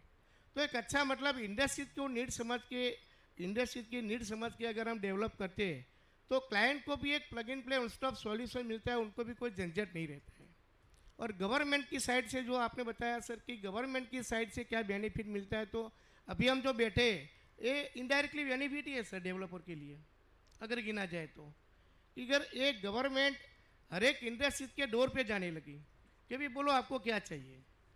आज ये वाइब्रेंट गुजरात की जो शुरुआत हुई थी और अभी लास्ट ईयर में डिस्ट्रिक्ट वाइज वाइब्रेंट गुजरात का एक स्टार्ट किया और अभी जोन वाइज जो कर रही है सरकार, तो इसका बेनिफिट इनडायरेक्टली लोकल जो है मिलेगा ही सबको। और सरकार जो है इंडस्ट्रियल डेवलपर को जो पॉलिसी बनाई, बेस्ट ऑफ द पॉलिसी है सरकार की कि हमें इंफ्रास्ट्रक्चर में 25% रीइंबर्समेंट गवर्नमेंट रिबेट देती है। हमारे जो पार्क में जो कंपनी आती है उनको 50% स्टैम्प ड्यूटी रीइंबर्समेंट मिलता है। और मेरे तो हर एक प्रोजेक्ट एमओयू में मेरा एक्सपीरियंस शेयर कर सकता हूँ कि सरकार में इतने बड़े हम प्रोजेक्ट करते हैं, 2 लाख मीटर से कम वाले कोई प्रोजेक्ट अगर है तो गवर्नमेंट अप्रूवल नहीं बनेगी हमारी पॉलिसी के हिसाब से, सरकार की पॉलिसी के हिसाब से। तो कोई भी बाबत छोटी मोटी आती है तो सरकार हमेशा जो है खड़ी रहती है और सॉल्यूशन ला के हमको पूरा कोऑपरेट करती है। काफ़ी इसको मैं बोलूँगा सिम्बायोटिक रिलेशनशिप है कि मिल के काम कर रहे हैं। इधर से गवर्नमेंट आपके लिए इन्वेस्टर ला रही है, आप इन्वेस्टर को सर्व करने की कोशिश कर रहे हैं इंडस्ट्रियल पार्क बना के। तो ये जो एमओयूज़ हमने देखे हैं, होपफुली इससे आपको और नए इंडस्ट्रियल पार्क लॉन्च करने का मौका मिलेगा। Sameer, coming to you, eco-industrial park is the talk of the town. I know you're working closely with NICDC, which is the central government entity. You're also working with some of the states. Would you like to share some learnings which the state government should think of? Now you have, I would call the investor on your panel, you have a developer on your panel, and you have the planners who are being kind enough to invite us for this panel, right? You have the best of the 3 categories of stakeholders. You know, what are the 2-3 things of tips you want to give, especially when you have worked with countries like Indonesia, a lot of emerging market Asian economies? Any thoughts around that? Thank you. That's a great question. You know, I think what I would start with is first to think about eco-industrial parks, sustainable production practices as not being a trade-off, because I think a lot of times this is something that typically thought of as you have to give up something to go sustainable, right? And we have to change this mindset, and we have to change this. Not just maybe it's good for the environment or for the future generations, but also good for business, right? When you look at buyers of our products, right, our goods and services that we sell abroad, the buyers will now be more conscious as well, and this is where the bottom line comes in, right? So if you want to sort of be competitive in your supply chain and somehow be attractive to your buyers abroad, you ought to go in that direction, right? So that's basically where I think what we see happening in Korea and Turkey and other countries, in Poland, also in Morocco, other countries as well. World Bank has done a fair bit of work on eco-industrial parks. ADB, we sort of have this. I mean, we tend to be less preachy than the World Bank, but so for us, what we have looked at it as, this happens sort of organically, right? I'll give you an example from India. So we have a project in Tripura. So ADB is financing renovation of 9 industrial estates in Tripura. It's $85 million, just a relatively small project. But so we are basically improving the internal infrastructure. There's some skilling training centers as well. We're sort of doing these things to make those parks more competitive. But what we have noticed is that what the companies that are in those states do is actually sustainable. Without calling themselves green or eco-friendly, they actually are all of that, right? And the infrastructure that we are putting in place, the state is putting in place, we're just financing it. The state is putting in place is also climate resilient. So they have sort of gone with the best ways of doing that, right? So without calling it EIP, it's essentially an EIP, right? So, and that actually is the best outcome, I would say. So it's not like prescriptive from the top. It's actually you're doing it organically, that you're making it more sustainable, and that I think is a good model to follow. And we don't have any kind of a framework or a guideline for the whole region, because I mean, personally I don't think that makes sense. So every country has to do it what works for them, right? So at the end of the day, I want to emphasize that without private sector, this shift is not possible. So to get private sector on board, it has to happen organically, I would say, with some policy guideline and framework, of course, but light touch guideline and framework. That's what I would say. Thank you. So I take this as a compliment that instead of flaunting around, we are simple people. We are doing a lot. Thank you. So Barania sir, export. The talk of the town again. Your first TV is getting exported, and the plan is in there. And India is now very systematically and aggressively focusing on export also. So your thoughts around when you are looking at manufacturing with the intent to export, उस तरीके से क्या सोचना चाहिए, कुछ different सोचना चाहिए. And sir आपके लिए भी एक मौका है, अगर कंपनी बना के यहाँ ना बेच के एक्सपोर्ट करने जा रही है तो हम क्या नया सोच सकते हैं. I know this is a difficult question somehow, but still, I would like to attempt. I'll try to answer this question, right? So, as Maruti Suzuki, we have been consistently, increasing our exports to various countries around the world. And recently we launched YY8 EV, and we'll be exporting it to more than 100 countries around the world. Now, one big challenge when it comes to export is, of course, particularly to developed nations, is they also look at your, how green you are, green ratings, you know. So if we see as a country, we have set 2070 as the goal for achieving net zero, but we at Maruti Suzuki, we have taken 2050 as our goal to achieve net zero, and this is in line with our global Suzuki vision also. And we are working, I mean, state of Gujarat, of course, because we find a lot of, renewable energy options available in state of Gujarat. So we find it easier to, go green in terms of our processes here. So our manufacturing processes, which require huge amount of energy, we are able to source green energy. We are able to, in fact, generate green energy in terms of, solar power generation, in terms of biogas generation. Another focus for going green is on adopting a lot of, transportation through rail mode instead of by road. And I think from government side, there are a lot of policy interventions, incentives now they are providing, and DFC is there, and we have been able to achieve last year 25% of our total dispatches through rail mode, which is quite a big achievement. And we, in fact, going forward, we'll be increasing it to 35 and beyond also. So another big area where, in fact, we are working very closely with the government, and which was, in fact, in the inaugural session also it was highlighted. So we have, teamed up with Banas Dairy and NDDV for production of biogas in the state of Gujarat to, provide green fuel option to transportation sector. So if we are able to showcase these initiatives, and we are able to showcase, yes, we are producing vehicles which are truly green. So one is, of course, product side. Product side, we are giving a lot of options, be it EV, hybrids, strong hybrids, and biofuels and all those things. Another is our manufacturing processes itself are very green.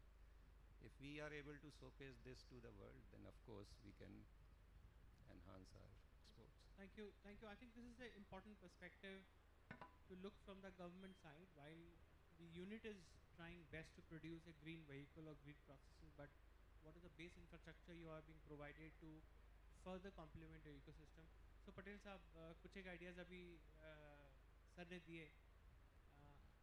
मैं एक question आपसे ये पूछना चाहूँगा. एक industrial park 2, 3, 4 जब 10 होते हैं तो ऑप्टिमाइजेशन का एक नज़रिया भी आ सकता है कि आप उसे कैसे रिसोर्सेज को जोड़ के ऑप्टिमाइज़ करें. उस बारे में आपकी कोई सोच है? बिकॉज वो भी आगे एक चीज़ रहेगी. और जो मैंने सीखा है थोड़ा बहुत सस्टेनेबिलिटी के पॉइंट ऑफ व्यू से, डेटा भी बहुत इंपॉर्टेंट चीज़ है. बिकॉज अगर आप बैक टू बैक सारा डेटा को जोड़ के आगे नहीं दिखा पाएंगे तो आप रिपोर्टिंग कैसे करेंगे. एंड डेटा कई बार चैलेंज होता है. तो पटेल साहब कुछ आपका सोच है ऑप्टिमाइजेशन का, मतलब 1+1 11 कैसे होगा अगर आप रिसोर्सेज को जोड़ने की कोशिश करें? मतलब कैसे आप बेहतर करेंगे 2 से 4 जब आप जा रहे हैं, तो ऐसा ना हो कि हर बार आपका जो भी उसमें इन्वेस्टमेंट और रिसोर्सेज हो रहे हैं वो रिपीट हो रहे हैं. कई बार क्या होता है कि आप कॉमन उससे रिसोर्सेज को पूल बना के उस पूल से आप यूज़ कर सकते हैं.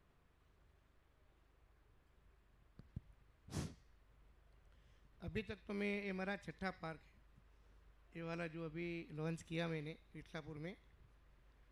5 पार्क में मतलब रिसोर्सेस और डेटाबेस की अगर बात करते हैं तो हमारा ये जो बिजनेस है वो बड़ा मतलब एक लार्ज स्केल पे लैंड पॉकेट वगैरह रहता है.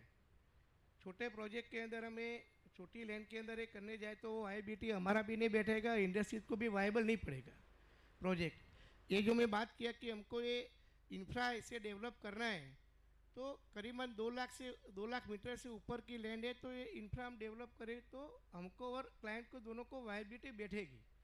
अदरवाइज छोटी लैंड के अंदर ये सारी सुविधाएं हम देने जाएंगे तो कॉस्ट अल्टीमेटली लैंड के ऊपर ही ओवरलोड होगी. तो ये हमारे लिए थोड़ा ये चैलेंजिंग रहता है. अभी हम ये जो मैं 655 बीघा में डेवलप कर रहा हूँ 385 एकड़ में, तो इसमें पूरा इतना मेरा जो है फैसिलिटी और कॉमन एम्यूनिटी जो मैंने दिया है, डॉर्मेंट्री दिया है 12,500 लेबर के लिए, 600 अपार्टमेंट है, फूड मॉल है, शॉपिंग मॉल है, CBSE स्कूल बना रहा हूँ, होटल बना रहा हूँ, सर्विस अपार्टमेंट बना रहा हूँ, फ्यूल स्टेशन बना रहा हूँ, अंदर में फायर स्टेशन खुद का डेवलप कर रहा हूँ, कैंटीन बना रहा हूँ, हॉस्पिटल बना रहा हूँ. तो ये गोल्फ कार से पिकअप ड्रॉप की फैसिलिटी है. सिटी बस अंदर जो है 20 जितने मैंने डेगआउट एरिया बनाए हैं अंदर सिटी बस घुमाने के लिए कि इतना लार्ज स्केल का प्रोजेक्ट है. तो अल्टीमेटली एक के बाद एक प्रोजेक्ट के बाद ये जो है अंडरस्टैंडिंग के हिसाब से पहला वाला प्रोजेक्ट था वो मैंने बेहतर ही बनाया. बट अभी मुझे एक अपॉर्चुनिटी मिली कि 385 एकड़ का लैंड मुझे मिला है, तो ज़्यादा से ज़्यादा मैं क्या कर पाऊँ. मैं तो जो है दूसरे कंट्री का भी इंडस्ट्रियल पार्क जो है स्टडी करता हूँ. और पास्ट में जो वाइब्रेंट गुजरात में जो रोड शो के लिए अलग अलग कंट्री में जाते हैं, तो चाइना के लिए भी हम गए थे साथ में. तो ये सब एक्सपीरियंस जुड़ के हमारा ये बिजनेस का ग्रो होता है. तो मतलब ये हमारे लिए तो क्या चैलेंजेस होती है इंडस्ट्रियल डेवलपर के लिए कि प्रोफाइल बनाना बहुत इंपॉर्टेंस रहता है. क्लाइंट सर्विस, हम कितना भी अच्छा इंफ्रास्ट्रक्चर डेवलप करें, बस क्लाइंट को सर्विस दे, क्लाइंट को हम बिल्डिंग बना के हैंड ओवर करें, हमारा प्रोफाइल स्ट्रॉन्ग बने, हमारा रेफरेंस अच्छा रहे, यही हमारे लिए सबसे बड़ी चैलेंज है. इंडस्ट्रीज जो आती है यहाँ पे तो वो उनका फ्यूचर लेके आती है. कोई भी कंट्री से आती है, हमारे गुजरात से आती है, अदर देन हमारे इंडिया से कोई भी इंडस्ट्रीज कोई भी जगह पे प्लांट लगाती है तो उनका फ्यूचर है. हमारे लिए एक ज़मीन का टुकड़ा हम सेल कर रहे हैं, बट उनके लिए तो एक फ्यूचर है. अगली बेटी तक उनके लिए उनका land plus construction, machinery, man power, turnover, ये सारा उनका प्रोजेक्ट कॉस्ट भी हाई रहता है.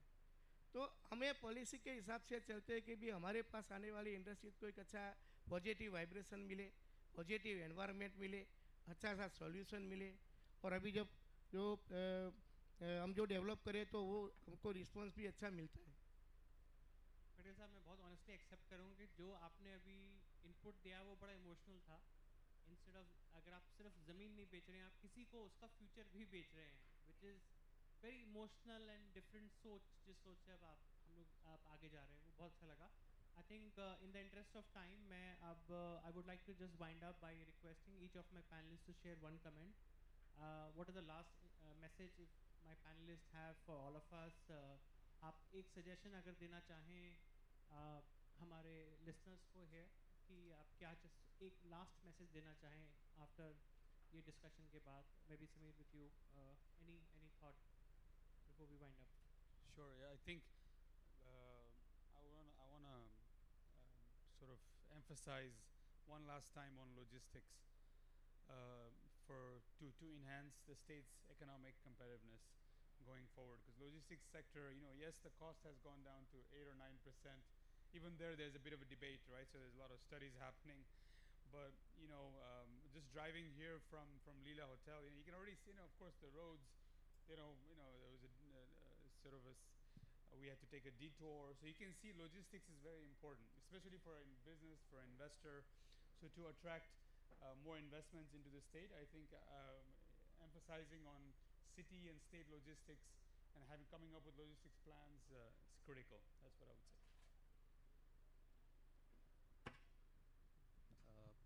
I think we discussed a lot about industrial infrastructure, and we have seen a lot of presentations from government side also and from industry side also, and we understand that there's a lot of focus on providing industrial infrastructure, which is of course mandatory for or necessary for rapid industrial growth. But we also need to consider kind of associated social infrastructure when we are planning for this kind of infrastructure. So Samir also touched upon time to commute, distance to commute when we are developing these industrial parks. So my suggestion would be, and of course we have seen Dholera, they are trying to do it also. If we can also integrate kind of townships which are near enough for facilitating all these aspects, but far enough so that the industrial activity and the residential activity do not interfere with each other. So that is one suggestion which I think if we can integrate into overall planning, then it would do wonders. Thank you. Patel sir. देखिए sir, ये सरकार की बहुत मतलब एक अच्छी vibrant में और वाइब्रेंट नया ग्राउंड लेवल पे आए, एक अच्छी शुरुआत है।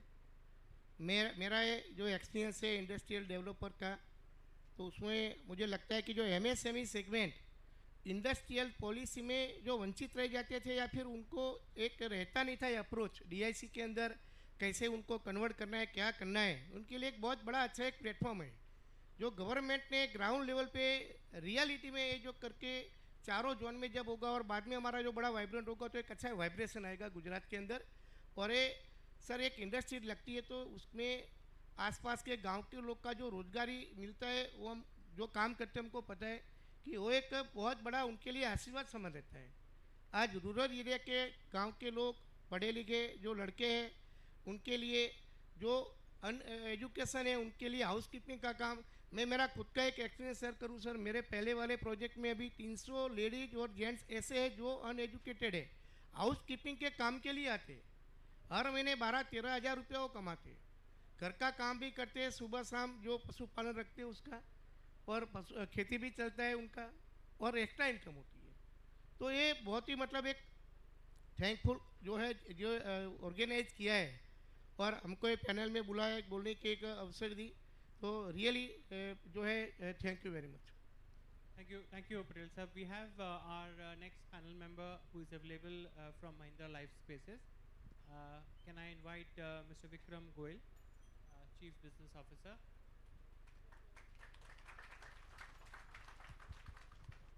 Vikram, thank you for coming. No, it's okay. It's important. Thank you for coming, Vikram. I mean, a panel composition couldn't have been better than what Nimit and the team has been able to put together. We have strategists from ADB. We have the anchor investor, famous Maruti. We have a very, I would say, I don't know, emotional and very, very genuine developer. Sir मैं एक word ढूंढने की कोशिश कर रहा हूँ कि मतलब अच्छा से अच्छा वर्ड क्या निकालो, and you are now have joined us from Mahindra, which is very much home Indian brand from multi facets, right? We were just wrapping up, but just Nimit pointed out that you have joined, so I thought maybe it's good for our members to just see, because we have picked a perspective from different lens, right?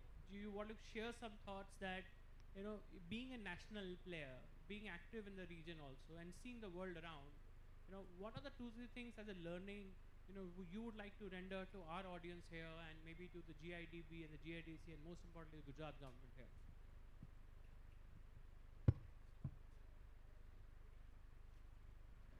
Hello. Yeah. Thank you.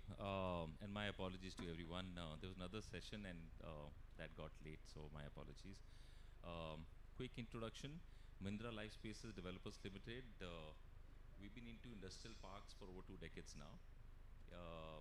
We have 2 very active parks in Chennai. One is called an integrated city, and the reason I'm defining it not for my marketing pitch, it's relevant for the conversation which we'll be doing. तो एक 1500 एकड़ का चेन्नई में park है. It's an integrated city. When I say integrated city, it has 30% residential complex, over 4,000 units already built, people staying, and more under construction. It has BMW's plant in India, so every BMW in India is produced out of that factory, which is in the industrial park there. It has every iPhone in India is which gets exported from India is made out of that facility there, which is what Mr. Trump wants to put a tariff on. So, sorry, no political statements. So that's there. But we also have an industrial cluster, which is where we have a partner, Sumitomo, of Japan, who are our partners. And Sumitomo has this practice where they are in about over 20 countries where they partner with the local players. And that's the global practice which is coming. And I'll touch the global practice to, I heard sir saying MSME, right? So I'll try and connect that. We also have a park in Jaipur. And why it is important is because Jaipur ka jo constituents hai of the participant is very different from Chennai. So Jaipur, when we started, तो हमारे initial जो approvals थे उसमें gems and jewelry का एक park था, right? Handicraft का एक park था, and I think when we say, and that's a 3,000 acre facility, 1,500 acres is already done. We have another 1,500 acres to come up. So total 3,000 acre की वो township है. So when people say, it has to be Chennai, it has to be Maharashtra, it has to be Gujarat, of course, yes. But at one place we have Sumitomo as our partner, but we also have Jaipur, where we have carpets, rugs, furniture guys, everybody operating out of our park. And जैसे sir ने बोला, right, if you give them an ecosystem, if you give them a good infrastructure, right, so you have to see our parks, right, and I always say that, our parks age beautifully. Now what does that mean? We maintain all our parks. If you walk into one of our parks, you will think that you're walking into a park or a garden, but not an industrial setup. That's how we take care, because, for people like you, who's setting up your factories there, and factory is a perpetual setup. एक बार factory लगाते हैं तो वो 10 साल, 20 साल, 100 साल, 200 साल ही चलेगी, right? So you want to have the perpetuality. So all parks of Mahindras contractually are maintained by Mahindra only. And yesterday or 2 days before before coming here, I was asking my legal guys, I said, are we contracted to do it? And the answer is yes, right? Now, due diligence, of course, we work with the government before we take the land, but you all know in India, land approvals, sewage, environment issues, farmer issues, working with the local community, all these are risks. You can always have an environment risk, right? So we maintain STP and WTP standards way below or way above whatever the government asks us to do. Parks, we have roads which are beautified by flowers and fruits and stuff like that. It's just amazing so I invite, if somebody is not come, you should come to one of our parks. It's just beautiful. It doesn't look like an industrial setup at all. But we maintain everything else which is maintained. Sustainability is the virtue and it's the starting point of constructing industrial park, not from now but 20 years back. People are talking about it now, so it's not an afterthought. It is not a cost, it's a competitive advantage how we look at it. Globally, if you look at it today, right, we're talking about green credits, carbon credits. India yesterday or today launched an ICM, right, Indian carbon markets and all this stuff.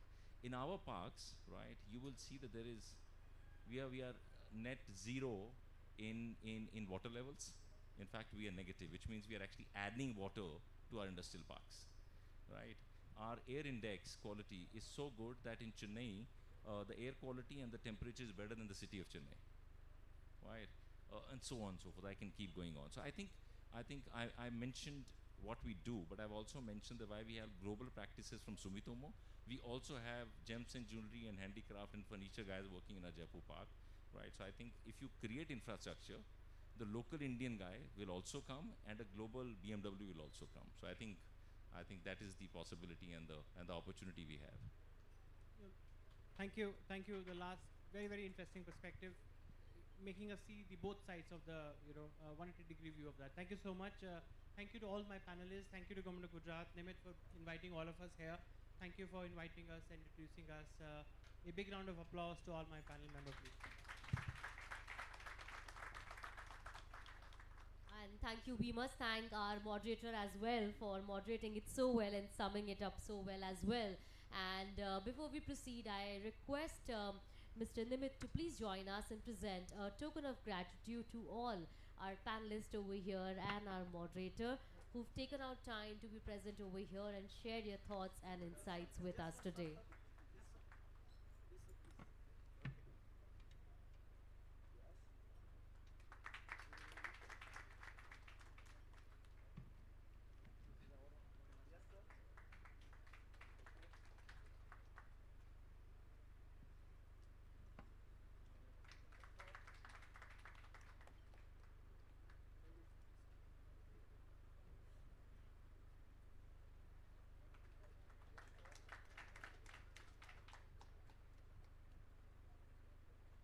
And we would also like one picture of all our panelists and our moderator as well. I request the team to please.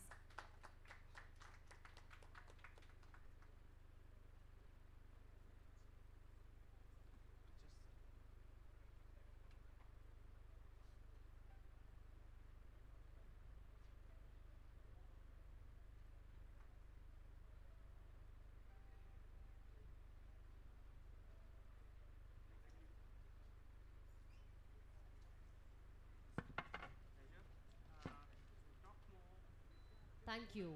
What a wonderful panel discussion that was. How a good ecosystem can be built, how industries can develop and not just make them look like typical industries, but actually a beautiful park. And so many insights we've come across today over here. Thank you so much to all our panelists and our moderator over here. And with that, friends, we conclude our today's formal session, and I want to express my deepest gratitude to all our members, delegates, speakers, moderators, our honorable ministers, all our participants. That's you all for joining us today this afternoon. Thank you so much over here. Thank you to every individual who's contributed in the success of this inaugural session. We look forward to wonderful next 2 days over here. Thank you.